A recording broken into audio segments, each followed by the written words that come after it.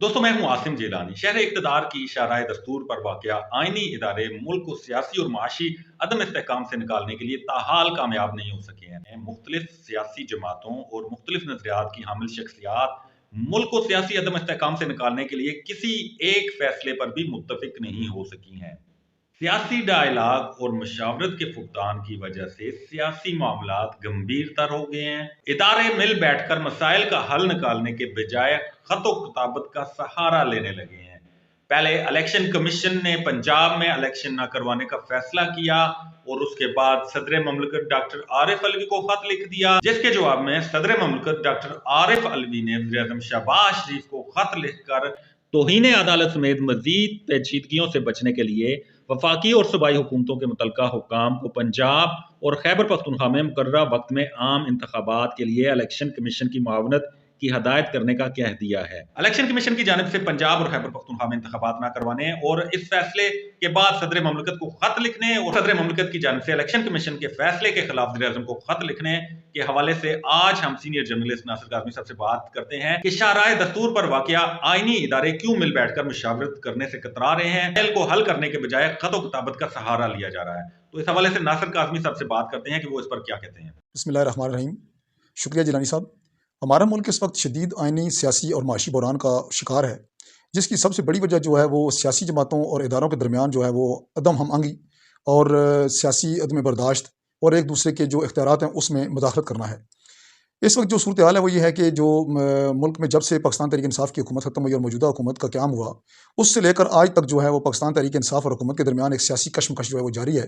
जिसमें आए रोज़ इजाफा ही होता जा रहा है। पाकिस्तान तहरीक इंसाफ है, उसने इक़्तिदार से निकलने के बाद जो है वो एक दिन भी पाकिस्तान तहरीक इंसाफ ने जो है मौजूदा हुकूमत को कबूल नहीं किया और उसका उस दिन से ये जो मुतालबा रहा कि जो पहले तो उनकी जो हुकूमत गिराई गई वो गैर आइनी तरीके से गिराई गई है, जबकि जो हुक्मरान इत्तेहाद है उसका ये कहना है कि उन्होंने आइनी तरीके से अदम एतमाद की तहरीक लाकर इस हुकूमत का खात्मा किया और जो नई हुकूमत जो क़याम पज़ीर हुई उसको जो है वो उस जो बाकी मुकर्रर मुद्दत है उस तक काम कर दिया जाए और उसके बाद मुल्क में आम इंतखाबात होने चाहिए। जो पाकिस्तान तहरीक इंसाफ है उसकी जानिब से 2 सूबों की हुकूमत खत्म कर दी गई, उनको तहलील किया गया, जिसके बाद आइनी तौर पर जो है वो 90 दिन के अंदर उन दोनों सूबों में इंतखाबात होने चाहिए थे, जो नहीं कराए जा सके और उसमें मुसलसल टाल मटोल से काम लिया जाता रहा। इलेक्शन कमीशन भी खामोश तमाशाई बना रहा, जबकि हुकूमत जो है इस मामले में टाल मटोल से काम लेती रही। आखिर जो है मामला जो है सुप्रीम कोर्ट में गया और सुप्रीम कोर्ट ने इस मामले में एक्शन लिया और उसको नोटिस देते हुए दोनों सूबों में इलेक्शन कमीशन को हुक्म दिया कि वो आइन की जो दी की मुद्दत है उसमें इलेक्शन करवाए और अगर 2-4 दिन आगे पीछे हो जाए तो मसला नहीं है, उसमें इलेक्शन कमीशन जल्द से जल्द जो है इलेक्शन करवाए। जिसके बाद इलेक्शन कमीशन ने सदर ममलकत को तारीख तजवीज़ करने के लिए कहा और सदर ममलकत ने 30 अप्रैल की तारीख दी और पंजाब में सूबाई असम्बली के जो इंतखाबात है उसके लिए 30 अप्रैल की तारीख दी गई। लेकिन हुआ ये कि बाद में जो इलेक्शन कमीशन ने अचानक 2 रोज़ कबल जो है फैसला कर दिया और जो वो तारीख थी उस तारीख को जो मनसूख करते हुए अब नई जो तारीख दी वो 8 अक्टूबर तक इन इंतखाबात को मुलतवी कर दिया, जिसके बाद एक नया सियासी बहरान जो है वो मुल्क में और उसमें मज़ीद इजाफा हो गया और सदर ममलकत को आज इलेक्शन कमीशन ने एक रस्मी खत लिखा या रस्मी तौर पर आगाह किया कि इलेक्शन कमीशन ने जो है वो जो हुकूमती इदारे हैं या जो इंतजामी इदारे थे उनकी जानब से जो उनको तामन ना मिलने की वजह से जो इलेक्शन है मुलतवी कर दिए हैं। तो इस वक्त जो इलेक्शन कमीशन है इस पोजीशन में नहीं है कि वो वक्त पर इलेक्शन करवा सके। इसके बाद सदर ममलकत ने जो है वो उसके रिएक्शन के तौर पर वज़ीर आज़म पाकिस्तान को खत लिख दिया और उन्होंने वज़ीर आज़म से ये कहा तो मुतलका जो इदारे हैं उनके मातहत इदारे हैं उनको वो हदायत जारी करें कि वो इलेक्शन कमीशन के साथ तामन करें और वो जो इलेक्शन की जो तारीख दी गई थी 30 अप्रैल उसको दोबारा बहाल किया जाए और उसी तारीख पर इलेक्शन करवाए जाएँ, वरना जो वज़ीर आज़म है उनके खिलाफ भी तौहीन अदालत की कार्रवाई हो सकती है और जो मुतलका जो इदारे हैं उनके खिलाफ भी तौहीन अदालत की कार्रवाई हो सकती है। अब सूरत हाल ये है कि उसके बाद जो वज़ीर आज़म की जानब से अब तक कोई जवाब नहीं आया, लेकिन जो वज़ीर दाखिला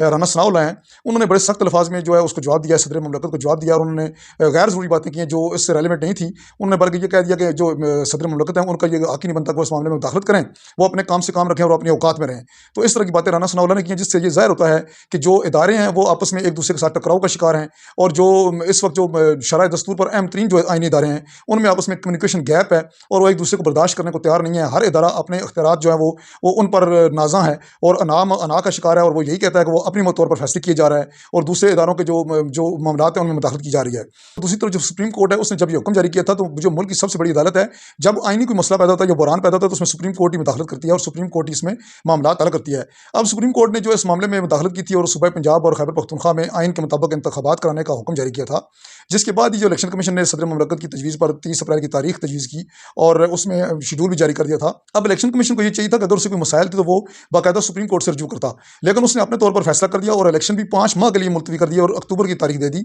जिसका जो अब सियासी और कानूनी हलके हैं उनका ये कहना है कि ये इलेक्शन कमीशन ने अपने इख्तियारात से तजावज़ किया है। अब सूरत हाल ये है कि अब ये मामला दोबारा सुप्रीम कोर्ट में जाएगा और राजमन जो है पाकिस्तान तहरीक इंसाफ ने भी फैसला कर दिया कि वो सुप्रीम कोर्ट से रजू करेगी और सुप्रीम कोर्ट इस मामले को टेक अप करेगी। और अगर सुप्रीम कोर्ट जो है दोबारा हुक्म जारी करती है और उसमें अगर किसी इदारे के खिलाफ तौहीन अदालत की कार्रवाई करती है, तो क्या इस मुल्क में ये जो सियासी बहरान है इसमें मजीद इजाफा होगा, क्या ये सियासी इंतशार का या खात्मा हो जाएगा? और अगर सुप्रीम कोर्ट हुक्म जारी करती है तो आइन और कानून के मुताबिक जो इदारे हैं वो अमल दरामद करते हुए मुल्क में उसी तरह बात करवा दें, तो ये सियासी जो अदम इस्तेहकाम है और जो सियासी जो इंतशार है ये खत्म हो सकता है। अगर ये सुप्रीम कोर्ट जो है मुदाखलत करती है और सुप्रीम कोर्ट के मुदाखलत करने के बावजूद मुल्क में जो ऐसे इंतखाबात हैं वो नहीं करवाए जाते दोनों सूबों में, तो इससे जो मुल्क में जो सियासी इंतशार है वो मजीद बढ़ेगा और सियासी और कानूनी जो माहिरीन है वो भी इस मामले पर डिवाइड है, वो तकसीम है। बाज़ जो वकला हैं, कानूनी माहिरीन है, उनका ये कहना है कि जो इलेक्शन कमीशन ने फैसला किया है मौजूदा सूरत हाल में ये इलेक्शन नहीं होने चाहिए थे और जो इलेक्शन कमीशन ने जो फैसला किया है कि मुल्क में एक ही वक्त में कौमी असम्बली और सूबाई असम्बली के इलेक्शन होने चाहिए। दूसरी जानब जो सुप्रीम कोर्ट है उसका ये कहना है और मानना भी है और ये कहना भी है कि आइन जो कहता है, आइन में जो मामलात हैं जब असम्बली डिज़ाल्व कर दी जाती है